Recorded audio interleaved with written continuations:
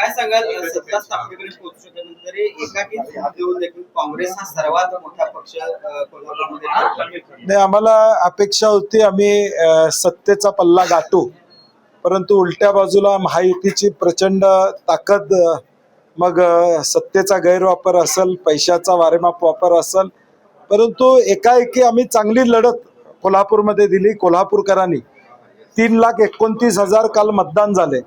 आमच्याकडे आता एक्झॅक्ट आकडेवारी माझ्याकडे येईल, परंतु किमान 1.5 लाखाच्या पुढं मतं ही काँग्रेस आणि शिवसेनेच्या उमेदवारांना त्या ठिकाणी पडले. आमचे 4 उमेदवार म्हणजे बहुमताकडे आम्ही गेलो असतो, एक उमेदवार आमचा 16 मतांनी पडलेला आहे. 100 आणि 150च्या मतामध्ये 4 उमेदवार आमचे पराभूत झालेले आहेत. नाहीतर हा बहुमताचा आकडा सुद्धा आम्ही निश्चितपणे गाठू शकलो असतो. परंतु कोल्हापूरकरांचे मला धन्यवाद द्यायचे आहेत की या सगळ्या परिस्थितीमध्ये, सगळ्या दबावाच्या राजकारणामध्ये सुद्धा कोल्हापूरकरांनी आम्हाला 35चा मॅन्डेट हा 81 सीटमध्ये दिला.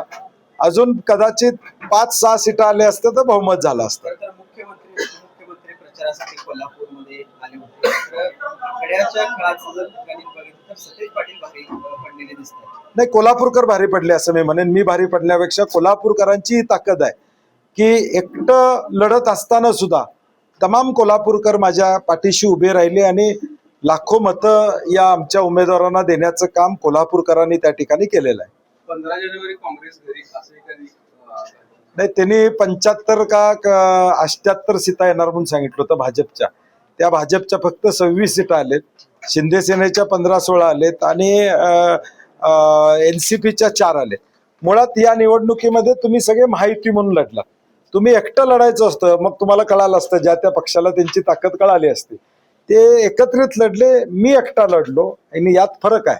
त्यामुळे आमचं जे यश आलेलं आहे, ठीक आहे, इलेक्ट्रॉलमध्ये बहुमत हे महत्वाचं असतं, परंतु 35 जागांवर पोचणं एकट्यानं हे कोल्हापूरकरांच्या आशीर्वादामुळे मला शक्य झालं. शेवटच्या दिवसामध्ये ज्या सगळ्या जागा आल्या बहुमत आपल्याकडे येणं अपेक्षित होतं, मात्र त्या आले नाहीत. मात्र कुठं कॅल्क्युलेशन चुकलं असं वाटतं किंवा काय त्याची कारण आहे?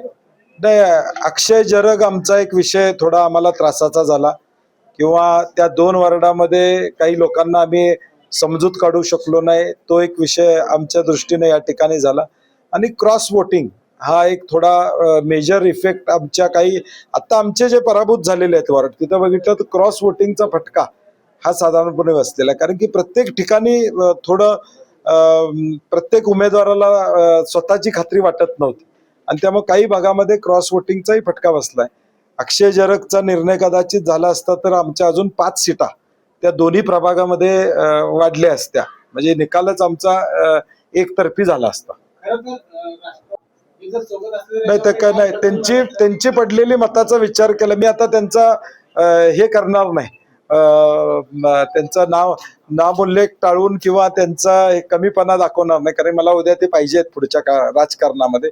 ठीक आहे, त्यांची मतं त्यांना मिळालेली आहेत, परंतु आता प्रभाग वाईज अभ्यास करावा लागेल. जिथं आमचे उमेदवार पडले तिथं त्यांना तेवढी मतं पडलीत का, आणि ती पडली असेल तर फरक पडला म्हणता येईल. परंतु आकडेवारी समोर आल्याशिवाय त्यांच्यामुळे परिणाम झाला का, अपक्षांच्यामुळे झाला का, जनसुराज्यमुळे झाला, हे आता आकडेवारी आल्यावर कळेल.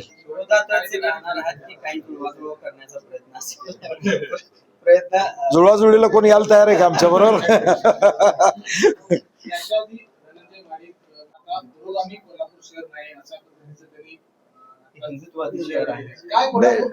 नाही, असं म्हणता येणार नाही. हे काय आहे की हा तांत्रिक विजय आहे. म्हणजे आता मी जे सांगितलं, आता 16 मतं, 150 मतं, आपण ज्यावेळी एकत्रित मतं करू, उद्या आमचे जे बंडखोर उभारले होते त्यांची एकत्रित मतं केली तर आपल्याला लक्षात येईल की पुरोगामी नाही आहे.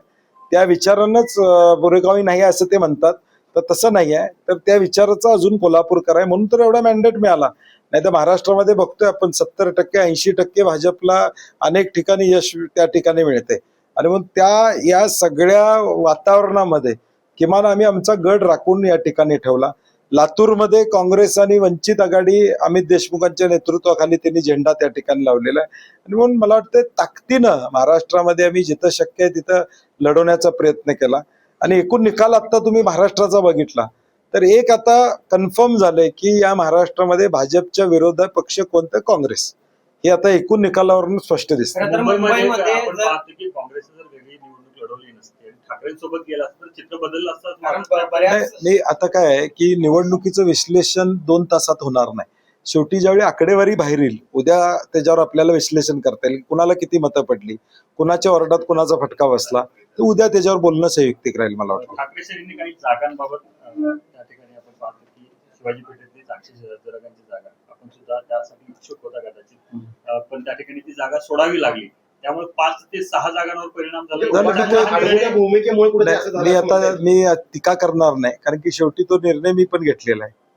त्यामुळे टीका करणं आता इलेक्शन झाल्यावर कुणावर दोष देणं हे मला संयुक्तिक वाटत नाही.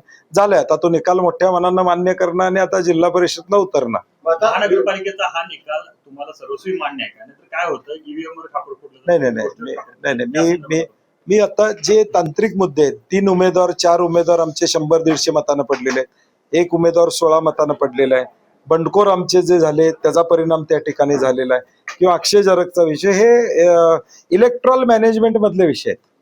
त्यामुळे मी ईव्हीएम कडे काही जाणार नाही. येणाऱ्या काळामध्ये खरं तर कोल्हापूर महानगरपालिकेच्या या सगळ्या सभागृहामध्ये काँग्रेस एक विरोधी सक्षम विरोधक म्हणून राहणार का, कसं असणार काय? नाही 100% 35 लोक आमचे आहेत. म्हणजे उद्या असं नाही की 10, 20, 25 ची मेजॉरिटी आहे.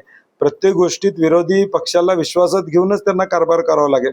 चुकीच्या गोष्टी महापालिकेत घडत असल्या तर त्याच्यावर आमचा अंकुश राहील की बाबा हे चुकीचं घडतंय, शहराच्या हिताचं घडत नाही, तर त्याच्यावर निश्चितपणे विरोधी पक्ष म्हणून अंकुश आमचा राहील. आता 100 कोटीचे रस्ते वगैरे चांगले होतील सक्षम नाही, जो निधी शासनाचा येईल तो योग्य पद्धतीनं खर्च होतोय का नाही बघण्याची जबाबदारी आता आम्ही काँग्रेसवाले त्या ठिकाणी घेऊ. कराचा पैसा जो खर्च होतोय तो व्यवस्थित झाला पाहिजे. नैतिक पराभव कोणत्या पक्षाचा झाला, काँग्रेसचा झाला की आणखी कोणत्या पक्षाचा झाला असं आणि साहेब त्याला जोडून एक प्रश्न कोल्हापूरकरांनी नेमकं स्वीकारले. नाही मी म्हणलं तसं 78 जागा येतील म्हणणाऱ्यांचा बरोबर आहे ना, कारण की 75-78 जागा येतील असं ज्या वल्गना होत्या, आम्ही अगदी टोकापर्यंत पोहोचलो. म्हणजे फार काय फरक नाही आहे. 5 नगरसेवक निवडून आले असते तर बहुमत आमचं झालं असतं. त्यामुळे असं कोण गृहीत कोल्हापूरकरांना धरू शकत नाही. असं जर इतर कुठं अशा प्रकारचं भाजपच्या बाबतीत झालं असतं तर मग नाही तो विषय नाही. भाजपचं फोडाफोडीचं राजकारण हे सत्तेतून राजकारण आहे. आता ते सत्ता केंद्र आमच्याकडे नाही आहेत की आम्ही काहीतरी करावं आणि दबाव आणावा, जो काँग्रेस कधी करत नाही. परंतु आता तो विषय नाही. त्यांना स्पष्ट बहुमत मिळाले, आमच्या शुभेच्छा आहेत. त्यांनी जे आश्वासने दिलेली आहेत, IT पार्क करतो किंवा इतर ज्या गोष्टी करतो म्हणून मुख्यमंत्री आल्यानंतर, उपमुख्यमंत्री आल्यानंतर ते तेवढे पूर्ण करावे. त्यांचा कुठला निधी यायला पाहिजे. आता ते म्हणत होते की केंद्रात तुमची सत्ता नाही, आता त्यांच्या हातात गेले, आता कुठला निधी येणं अपेक्षित आहे.